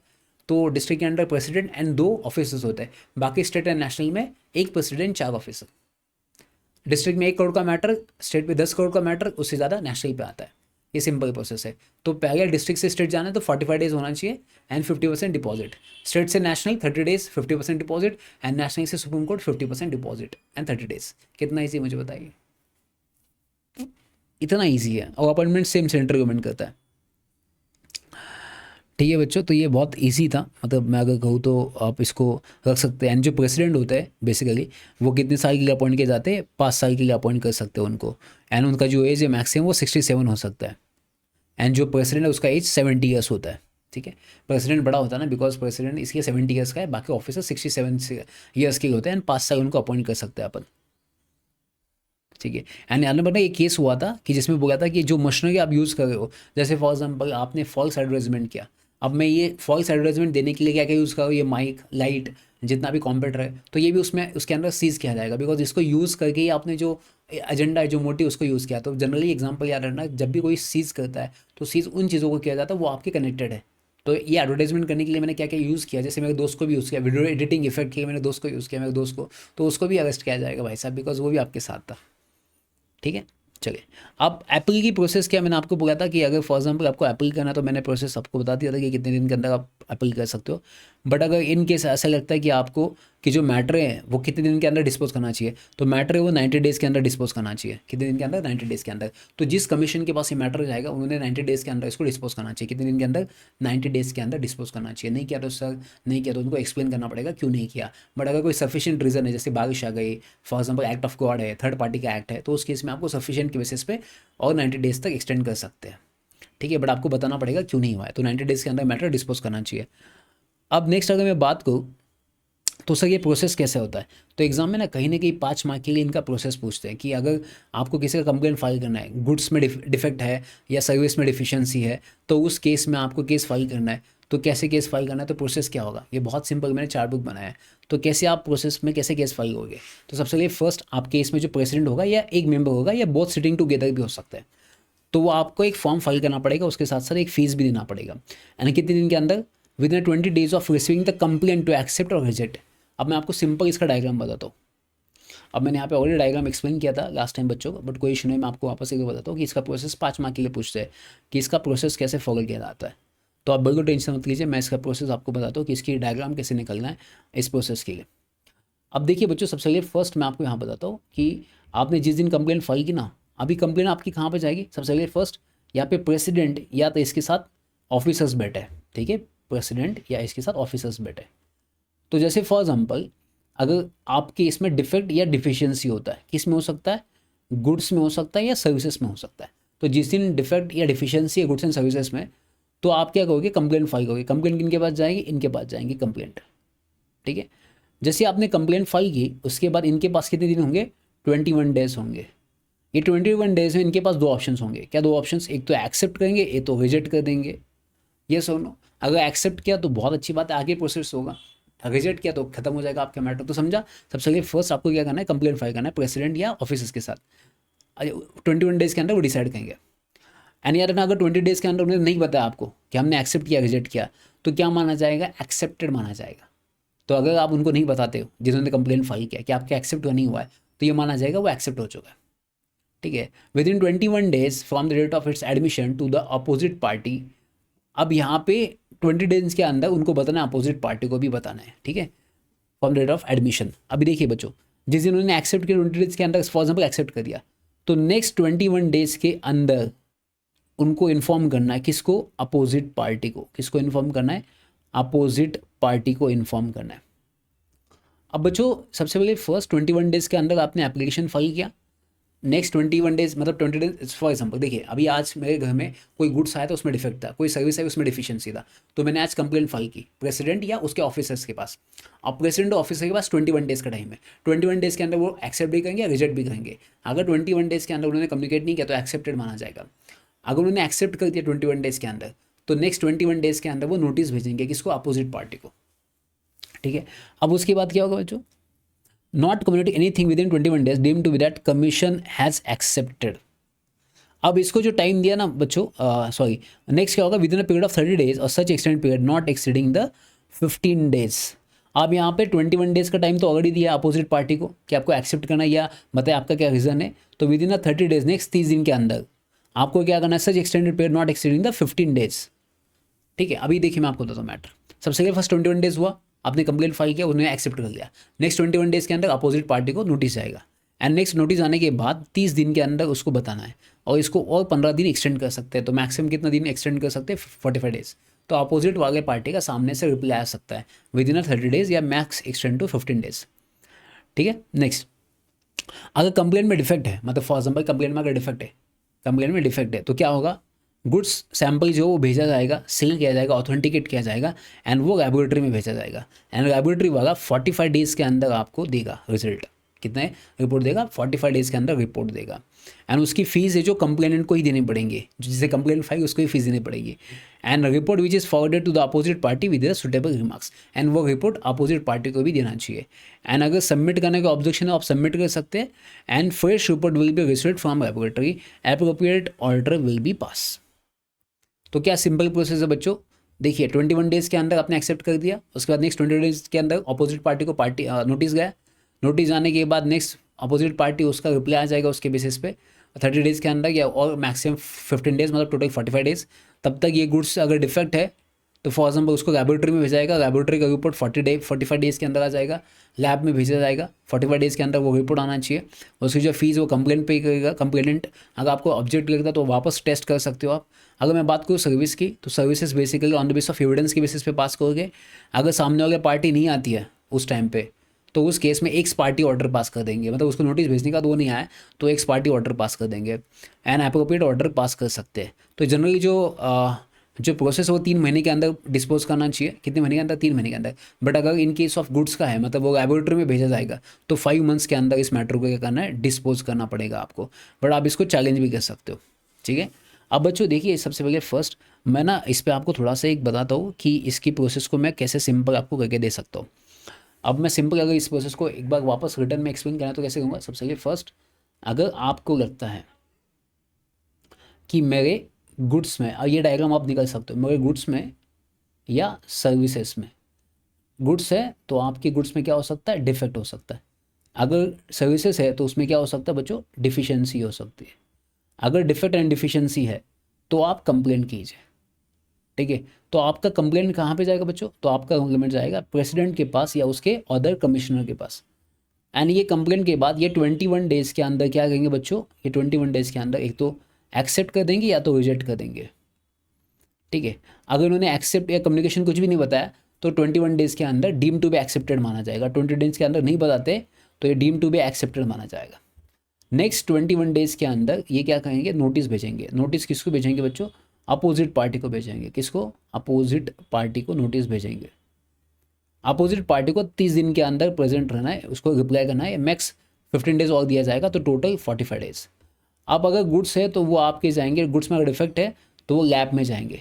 लैब में जाने के बाद 45 डेज़ के अंदर उसके ऊपर रिपोर्ट आएगा, एंड इसका जो खर्चा है बेसिकली वो कंप्लेनेंट फाइल करेगा।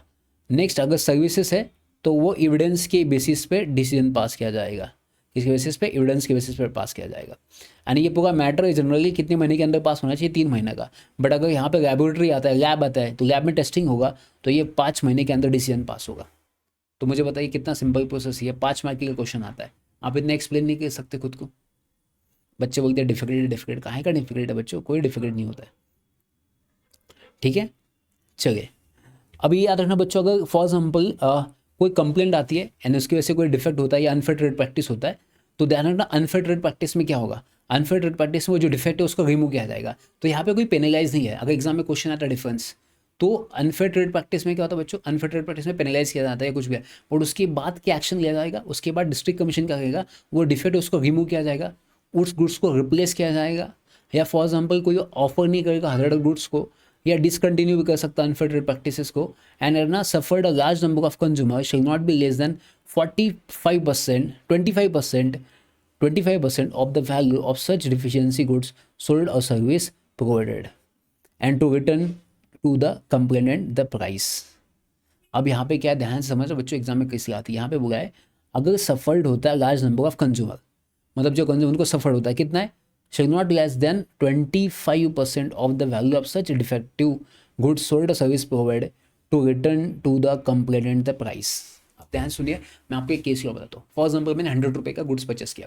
अब जब मैं 100 रुपीज़ का गुड्स परचेस किया तो उसमें देखा गया तो 25% ज़्यादा डिफेक्ट है, मतलब I have loss more than 25 rupees. तो इन दिस केस आपको जो पैसा है, पूरा पैसा 100 रुपीज़ वो वापस करना पड़ेगा।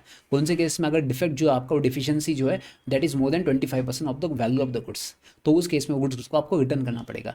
तो यार ना डिस्ट्रिक्ट कमीशन क्या क्या ऑर्डर पास कर सकता है, एग्जाम में क्वेश्चन आए तो डिस्ट्रिक्ट कमीशन क्या ऑर्डर पास कर सकता है, एक तो सबसे पहले फर्स्ट डिफेक्ट को रिमूव कर सकता है, जो डिफेक्ट है गुड्स को रिप्लेस कर सकता है, आपको डिसकंटिन्यू का ऑर्डर भी पास कर सकता है। एंड इन केस अगर आपका जो लॉस है, जो सफर्ड है कंज्यूमर को, वो more than 25% of the value of the goods होगा, तो उस केस में आपका जो है बेसिकली प्राइस है जो गुड्स का, वो वापस दिया जाएगा कंप्लेंट फाइल करने वाले को, ठीक है।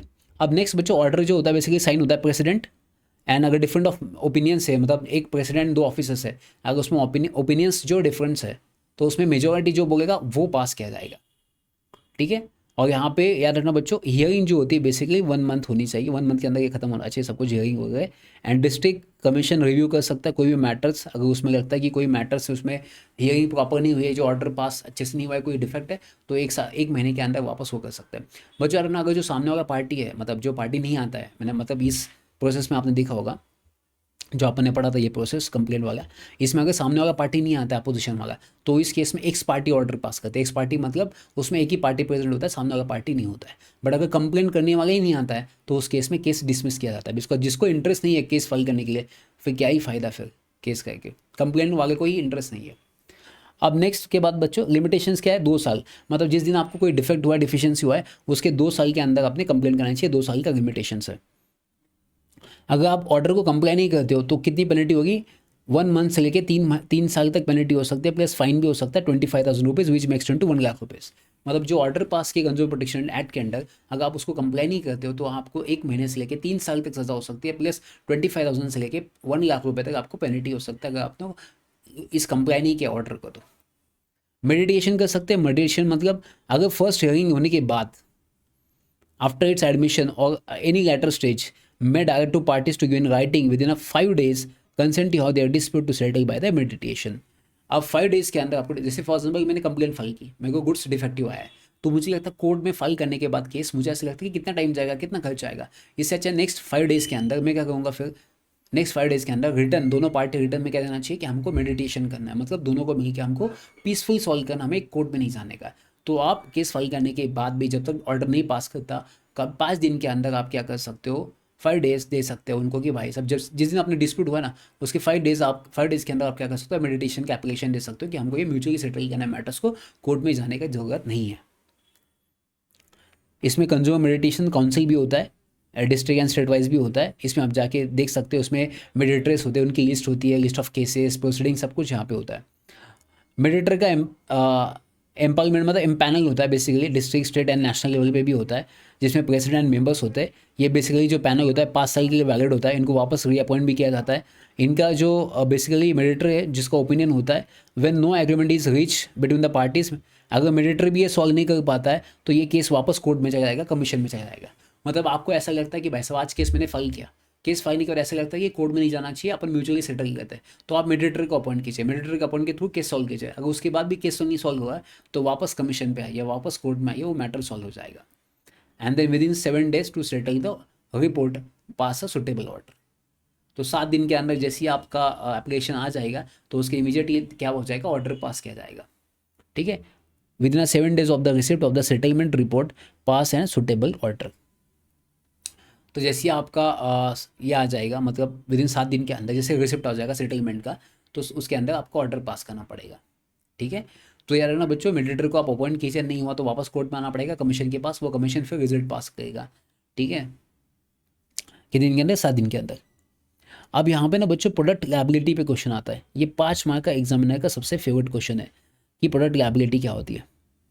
अब बच्चों प्रोडक्ट लायबिलिटी का मतलब क्या होता है, एक तो मैन्युफैक्चरर रिस्पॉन्सिबल हो सकता है, प्रोवाइडर हो सकता है, या सेलर हो सकता है। अब तीनों की लायबिलिटी अलग है। मैन्युफैक्चर की रिस्पॉन्सिबिलिटी क्या हो सकती है, मैन्युफैक्चरिंग में डिफेक्ट कर दिया, डिज़ाइन उसने गलत कर दी, स्पेसिफिकेशन मेंशन नहीं किए, वारंटी कंफर्म नहीं किया, या इंस्ट्रक्शन मेंशन नहीं किया, तो मैन्युफैक्चर का काम क्या होता है, जो प्रोडक्ट के ऊपर जो डिस्क्रिप्शन होता है ना, वो उसकी रिस्पॉन्सिबिलिटी थी, वो उसकी लायबिलिटी होती है। 5 मार्क का क्वेश्चन आता है। तो मैन्युफैक्चर का काम क्या होगा, design, manufacturing, specification, warranty and instruction. इसमें अगर डिफिकल्टी आई तो खत्म उसकी लायबिलिटी। तो एग्जाम में ये 5 पॉइंट रखना चाहिए, बच्चे को याद करके बैठते हैं नहीं, सिर्फ 5 पॉइंट। कौन कौन से, manufacturing, design, specification, instruction, warranty. इसमें कोई भी गड़बड़ हुई, मैन्युफैक्चर रिस्पॉन्सिबल। सिंपल से इतना याद करने का। अब इसमें नेक्स्ट, प्रोवाइडर कौन से केस में रिस्पॉन्सिबल, प्रोवाइडर क्या होगा, क्वालिटी, अगर कोई इन्फॉर्मेशन होगा, या फॉर एग्जाम्पल वार्निंग होगी, या वारंटी होगी, सेम इस केस में भी कौन रिस्पॉन्सिबल होगा, प्रोवाइडर। बिकॉज जब मैन्युफैक्चर से प्रोवाइडर जाएगा तो प्रोवाइडर की ड्यूटी उसको बताना सामने वाले पार्टी को।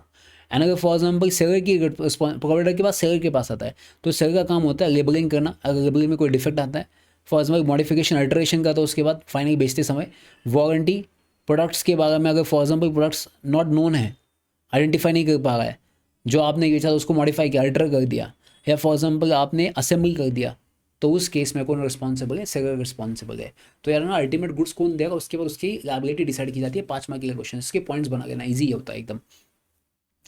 अब एक्सेप्शन क्या बच्चों, एक्सेप्शन ये है कि अगर आपने फॉर एग्जाम्पल आपने ऑलरेडी इंस्ट्रक्शन दे चुके हैं कि आप इसको ऐसे मत कीजिए, वैसे मत यूज़ कीजिए, ऑलरेडी इंस्ट्रक्शन सब कुछ दे चुके हैं, उसके बाद भी आप गलती करते हो, तो इन दिस केस वो एक्सेप्शन है, वो उस केस में सेलर रिस्पॉन्सिबल नहीं होगा बच्चों। ऑलरेडी वहाँ पे डिस्प्ले किया है उसके बाद भी आप यूज़ करें तो उस केस में आपका एक्सेप्शन माना जाएगा। एंड अगर आपने बोला कि भाई साहब दारू मत पीजिए, मत पीजिए, अच्छा नहीं, आपके हानिकारक होता है, उसके बाद भी आप पिए दारू, तो आप रिस्पॉन्सिबल हो उस केस में। ठीक है, चलिए, ये मैंने फ़ाइन बता दिया था आपको कि अगर इन केस फॉर एग्जाम्पल आप नॉन कंप्लाई करते हो तो उस केस में क्या सज़ा होगी। तो अगर मिसलीडिंग एडवर्टाइजमेंट करते हो तो अपन ने ऑलरेडी पढ़ा था, मिसलीडिंग एडवर्टाइजमेंट केस में सेक्शन 21 में अपन ने ऑलरेडी पढ़ा है। एंड ये होता है सेंट्रल अथॉरिटी को अगर नहीं मानते हो आप, जो सेंट्रल अथॉरिटी है उसका अगर नहीं मानते हो तो 6 महीने की सज़ा होगी और 20 लाख रुपीज़ का फाइन भी होगा, दोनों भी हो सकता है। तो ये सेंट्रल अथॉरिटी है और ये फॉल्स एडवर्टाइजमेंट का अपन ने ऑलरेडी पढ़ा है सेक्शन 21 के अंदर। ठीक है, कंपाउंडिंग ऑफेंस एग्जाम में क्वेश्चन आता है कंपाउंडिंग। कंपाउंडिंग मतलब सेटलमेंट करना। सेटलमेंट कब होगी, जब आपका फाइन 10 लाख का है तो उसके नीचे अगर कोई सेटलमेंट करना चाहे 10 लाख के नीचे तो सेटलमेंट होगा। अगर सामने वाला पार्टी कहते हैं 12 लाख रुपए, उसे सेटलमेंट नहीं कहेंगे, उसे कंपाउंडिंग नहीं कहेंगे। बट ये नॉन सीरियस ऑफेंस होने चाहिए, छोटे मोटे टाइम पास ऑफेंस होने चाहिए। तो देखिए ये not exceed the maximum amount of the fine, जो फाइन उससे बढ़कर अमाउंट नहीं होनी चाहिए, तभी तो कंपाउंडमेंट करेंगे, तभी तो सेटलमेंट करेंगे। इतना पैसा अगर देना है तो मैं क्यों सेटलमेंट करूँ फिर। Officer may be specifically authorise, officer authorise होना चाहिए। कितने, 3 साल के अंदर आप कर सकते हो, बिकॉज लिमिटेशन पीरियड 3 साल है। एंड फर्स्ट ऑफेंस होना चाहिए कमिटेड बाय द कंपाउंडेड, ऐसा नहीं कि बार बार आप ऑफेंस करो। And committed after the expiry period of 3 years from the date on which the offence was previously compoundable shall be deemed to be a first offence. मतलब अगर for example आपने पहला offence किया एंड उसको 3 साल complete हुए and वापस second offence किया तो वो सेकंड फर्स्ट माना जाएगा, बिकॉज 3 साल का गैप है। तो 3 साल के बाद आप वापस एक संन्यास मतलब अच्छे इंसान बन जाते हो, ऐसे गाँव में लिखा भाई साहब। अगर फर्स्ट क्राइम करना है तो 3 साल रुकिए, वापस फर्स्ट कीजिए, ऐसा इसका कहने का मतलब है। तो फर्स्ट क्राइम किया तो सेटलमेंट कर दीजिए 3 साल के अंदर, फिर 3 साल रोकिए, उसके बाद आप नेक्स्ट वापस 3 साल में वापस से क्राइम कर दीजिए। तो इसका सीधा इंटेंशन, उसे कंपाउंडिंग कर सकता है। एंड नो प्रोसीडिंग और further proceeding shall take place, नई प्रोसीडिंग नहीं होगी। तो क्या करना है बच्चों, सिंपल से याद रखना। एग्जाम में क्वेश्चन पूछा कंपाउंडिंग का मतलब क्या होता है, तो कंपाउंडिंग का मतलब होता है सेटलमेंट। एग्जाम में क्वेश्चन आ तो पॉइंट्स बना लीजिए, ऐसे नोट्स पॉइंट्स होने चाहिए बाजू में। Compounding, settlement. Second, maximum fine की अमाउंट जो है, मैक्सिमम जो फाइन अमाउंट है उससे एक्सीड नहीं होना चाहिए, उसे एक्सीड नहीं होना चाहिए। तीसरा पॉइंट, फर्स्ट टाइम ऑफेंस होना चाहिए।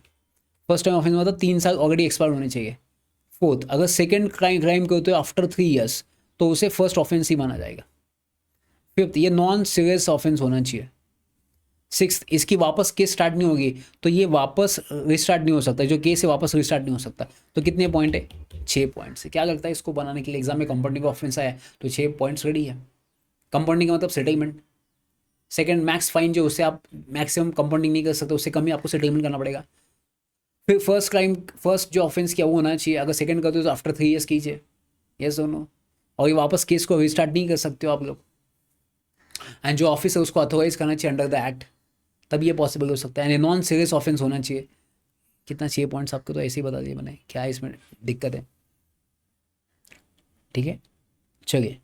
अगर बच्चों कोई मैन्युफैक्चरर ऐसा करता है कि सेल करता है, डिस्ट्रीब्यूट करता है, मतलब फॉर एग्जाम्पल उसका लाइसेंस भी सस्पेंड किया जाए, जो अगर मैन्युफैक्चरर ने अपनी लायबिलिटी पढ़ी ना ऊपर, मैन्युफैक्चरर की लायबिलिटी क्या है, तो उसमें अगर मैन्युफैक्चरर डिस्क्रिप्शन नहीं देता है, इंस्ट्रक्शन नहीं देता है, वारंटी नहीं देता है, डिज़ाइन सही से नहीं करता है, कुछ भी इशू होता है, तो उस केस में उसको कितनी सज़ा होगी, 6 महीने से लेके, और फाइन भी हो सकता है विच मेक्शन टू कितना, लाख रुपीज़ भी हो सकता है। तो 6 महीने से लेके 1 लाख, उसका लाइसेंस भी कैंसिल हो सकता है। ये किसका केस है, मैन्युफैक्चरर का केस है। अब जो यहाँ पे कुछ केस लॉस भी है। केस लॉ का मतलब क्या है, यहाँ पे एक चेक इशू किया था इंश्योरेंस का, बट इंश्योरेंस का चेक इशू करने के बाद वो बाउंस हो गया। एंड जब उसका एक्सीडेंट हो जाता है वो क्लेम करता है कि मुझे इंश्योरेंस दीजिए, कंपनी डिनाई करती है। क्यों, क्योंकि आपने परफॉर्म नहीं किया ना, आपने जो इंश्योरेंस दिया तो बाउंस हो गया, तो आपका चेक बाउंस होने से पैसा नहीं मिला, तो पैसा नहीं मिला तो आप कंज्यूमर कैसे बन गए, तो आप क्लेम नहीं कर सकते। तो एक केस हुआ था नेशनल इंश्योरेंस कंपनी वर्सेस सीमा मल्होत्रा, एक केस हुआ था। नेक्स्ट और एक केस हुआ था, यहाँ पे लिखा है कि जो आपकी यूनिवर्सिटी एग्जाम कंडक्ट करती है वो कंज्यूमर नहीं है। ठीक है, तो ये जो यूनिवर्सिटी आपके एग्जाम कंडक्ट करती है, जो यूनिवर्सिटी आपके एग्जाम लेती है, तो वो कंज्यूमर नहीं है। तो आप बोले कि यूनिवर्सिटी एग्जाम देती है तो हम उसके ऊपर चैलेंज कर सकते हैं, नहीं, यूनिवर्सिटी को यहाँ पे एक्सेप्शन है। तो जो एग्जाम यूनिवर्सिटी देते हैं वो कंज्यूमर नहीं माना जाएगा, याद रखना। Next, failure to settle the insurance claim और on time amounts to deficiency in services. अगर इंश्योरेंस क्लेम किया उन्होंने टाइम में आपको सेटलमेंट नहीं किया तो उसे डिफिशियंसी इन सर्विसेज माना जाएगा। तो ये चैप्टर आपका खत्म होता है कंज्यूमर प्रोटेक्शन एक्ट। तो कंज्यूमर प्रोटेक्शन एक्ट में क्या क्या पढ़ना है, सबसे पहले फर्स्ट कंज्यूमर की डेफिनेशन पढ़ी है, फिर defect in service, defect in goods, deficiency in service पढ़ी है, फिर contract of service, contract for service पढ़ी है, फिर वेक्सेशियस सर्च क्या होता है, जब पुलिस ऑफिसर आपके घर पे आता है विदाउट एनी रीजनेबल ग्राउंड्स, फिर उसका प्रोसेस पढ़ी है 21 डेज, फिर 30 डेज, 15 डेज एंड 3 महीने के अंदर डिस्पोज, 5 महीने के अंदर dispose in case of lab. फिर अपन पढ़ेंगे सेंट्रल, स्टेट, डिस्ट्रिक्ट फॉर्म्स पढ़ेंगे एंड सेंट्रल अथॉरिटी पढ़ेंगे। तो ये इतना ईजी, अनफेयर ट्रेड प्रैक्टिस और फिर उसके बाद रिस्ट्रिक्टेड ट्रेड प्रैक्टिस, 5 मार्क के लिए। अभी देखिए मैं अगर आपको बताऊंगा एग्जाम में क्वेश्चंस 2025 का मैं आपको पेपर दिखा दो, आप बिलीव नहीं करोगे इतना इजी क्वेश्चंस आते हैं, जो अपन ने पढ़ा वही एग्जाम में आया है। ऐसा मैं नहीं बोलता हूँ, आप खुद एविडेंस देख लेना। मैं आपको दिखा दो executive C S executive paper, जून का पेपर देख लीजिए आप। ठीक है, देखिए क्वेश्चन पेपर और 2025 का आपके सामने, ऐसे नहीं कि मैंने बहुत पुराना है, अभी का इकोनॉमिक एंड कमर्शियल लॉ यहाँ पर लिया है, मैं इसको क्लिक करता हूँ और आपके सामने ओपन करो। अभी ऐसे नहीं कि मैंने पहले ओपन कर लिया है, ये पहले हिंदी वाला है, पहले हिंदी को अपन नीचे जाएंगे फिर इंग्लिश वाला देखते हैं। चलिए पहला क्वेश्चन क्या पूछा दोस्तों, Swastik Ayurved pharma limited one of the largest producer of the herbal and ayurvedic product in India. तो ये प्रोड्यूसर है, ये प्रोड्यूस करते हैं आयुर्वेदिक जो है हर्बल, उसको प्रोड्यूस करते हैं। And to expand its market share Swastik regularly advertise the claim benefit of its product. This advertisement promoted the product as having medicinal product properties and the ability to cure ailments without side effects. However, the advertisement lack any specific evidence to support such claims.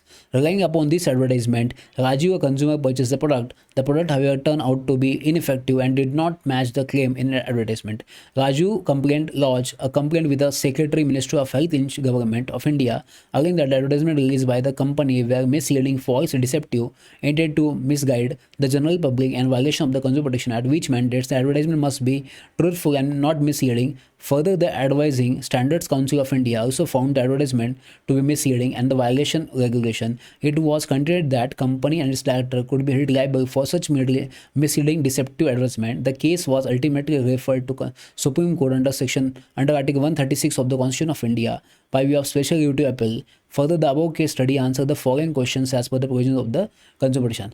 देखिए इतना बड़ा case दिया भाई साहब, and क्या पूछा उन्होंने, answer बता दिया। क्या पूछा है, ये जो उन्होंने प्रॉमिस किया था as per section 21 false advertisement किया है, हर्बल प्रोडक्ट का उन्होंने प्रमोशन किया, मिसलीड किया है सेक्शन 21 फॉल्स एडवर्टाइजमेंट को, तो कितना पेनल्टी मैंने आपको बता दिया, तो पेनल्टी डाल दीजिए, इंट्रोडक्शन में दीजिए कंज्यूमर प्रोटेक्शन एक्ट क्यों पास किया है, इंट्रोडक्शन फैक्ट्स में आइए। और क्या क्वेश्चन पूछा पहला, who is consumer, can Raju consider as a consumer, yes Raju consumer है। तो कंज्यूमर का डेफिनेशन क्या है, गुड्स एंड सर्विस जो परचेस करता है खुद के लिए, part time payment, full time payment या डिफर्ड इंस्टॉलमेंट फ्यूचर के लिए, उसे आप कंज्यूमर कहोगे जो खुद के लिए यूज़ करेगा, पहला। सेकंड क्या है, whether the false misleading deceptive advertisement may treated as unfair trade practice, कैसे अनफेयर ट्रेड प्रैक्टिस माना जाएगा, यस इसे अनफेयर ट्रेड प्रैक्टिस माना जाएगा, क्योंकि जो वादा किया था एज पर सेक्शन 21 वो सही से नहीं है। यहाँ पे नेक्स्ट पूछा है, can the producer and is director be penalise for issuing the false and misleading advertisement under the consumer protection act, yes. अब यहाँ पे प्रोड्यूसर के ऊपर रिस्पॉन्सिबिलिटी अराइज होगी, इनको पेनलाइज किया जाएगा। पेनल्टी बता देना कितना पेनल्टी है मिसलीडिंग का एज पर सेक्शन 21। कितने मार्क्स के लिए पूछा बच्चों, आप हैरान हो जाओगे, 4 मार्क के लिए क्वेश्चन पूछा है। कितने मार्क के लिए, 4 मार्क के लिए क्वेश्चन पूछा है। एंड नेक्स्ट पूछा है, when and to whom a case may be launch against an appeal against such orders. अभी अगर इन्होंने ऑर्डर पास किया तो कहाँ पे जाओगे मैटर के लिए आप, तो आप बता देना कहाँ पे कंप्लेंट जा सकता है। तो पहले आपका रहेगा डिस्ट्रिक्ट फोरम, फिर स्टेट फोरम, फिर नेशनल फोरम पे जा सकता है, आपका अपील कर सकते हो आप, वो टाइम मेंशन कर देना। अब नीचे क्वेश्चन पूछा difference between the defect and deficiency. अगर मैंने आपको बताया डिफेक्ट एंड डिफिशियंसी में डिफरेंस क्या है, अपन अभी किया था। तो कितने मार्क के लिए क्वेश्चन पूछा बच्चों, ये 4 मार्क के लिए क्वेश्चन आया। कितना ईजी क्वेश्चन है, ठीक है। चलिए अब नेक्स्ट और एक क्वेश्चन को ये अपन देखते हैं, कितना ईजी क्वेश्चन पूछते हैं। अब बोलेगा लिखना कैसे, अभी मैंने बता दिया आपको, और एक बार बता देता हूँ वापस। क्या क्वेश्चन है, और कोई क्वेश्चन है? और ये मैं अभी के क्वेश्चन है ये बच्चों, ऐसा नहीं कि मैंने आपके बहुत पुराना कोई उठा के दिखा दिया। चलो खत्म। तो ये इतना बड़ा क्वेश्चन आया था बच्चों, वाह क्या मज़ा आ गया इस क्वेश्चन को। और इसको लिखने के लिए आप शुरुआत वैसे ही करना, मैंने बोला था कंज्यूमर की शुरुआत फिक्स करना। कंज्यूमर प्रोटेक्शन एक्ट का पहले इंट्रोडक्शन, वो केस लॉ, MGF वर्सेस वो केस लड़ाना, consumer protection is better protection to the consumer to avoid the unfair trade practice, introduction. Facts में कंज्यूमर को उसकी डेफिनेशन डाल देना, पहला क्वेश्चन का आंसर लिख देना, फिर कंक्लूजन में पेनल्टी डालना। फिर सेकंड में आओगे, सेकंड क्वेश्चन का आंसर क्या है, फॉल्स मिसलीडिंग एडवर्टाइजमेंट क्या होता है, तो जिसमें फॉल्स वादे करना कंज्यूमर को without having intention to perform, या लॉटरी देना उसको, या परफॉर्म करने का कोई इंटेंशन नहीं होना, या डिले कर देना, तो इस केस में सेक्शन 21 ये कहता है, उसकी पेनल्टी डाल देना। फिर क्वेश्चन नंबर 3 में पूछा है कि अरे क्वेश्चन नंबर 3 में पूछा कि प्रोड्यूसर एंड डायरेक्टर को पेनलाइज किया जाएगा, यस पेनलाइज किया जाएगा, उसकी पेनल्टी डाल देना क्योंकि वो रिस्पॉन्सिबल है उस केस में। And when and to whom the case may be launch, ये कहाँ पे केस जा सकता है, अपने पढ़ा डिस्ट्रिक्ट, स्टेट एंड नेशनल पे जा सकता है मैटर्स, तो उसका बता दीजिए कहाँ कितने अमाउंट्स के लिए जाता है, कैसे एप्लीकेशन आप फाइल करते हो, कितना डिपॉजिट पैसे देना पड़ेगा, कितने दिन के अंदर करना पड़ेगा। डिफिशिएंसी डिफेक्ट में बता दिया, डिफेक्ट गुड्स में होता है, डिफिशिएंसी सर्विसेज में होता है। क्या है मुझे बताइए। इतना इजी सवाल आते हैं एग्जाम में, बच्चे डरते हैं कि यार सर क्या टेंशन टेंशन। अगर आपको ये नोट्स चाहिए तो कमेंट बॉक्स में बता देना। अगर इनकेस आपको एडवाइस चाहिए, कोई भी टॉपिक है जो आपको नहीं समझ आ रहा है, तो प्लीज़ मैसेज दीजिए, मैं आपका पूरा ये करके दूंगा। ठीक है, तो मैं आपको गारंटी नेक्स्ट 30 दिन में 60 मार्क आपके कंफर्म करना। Thank you so much, bye bye, take care.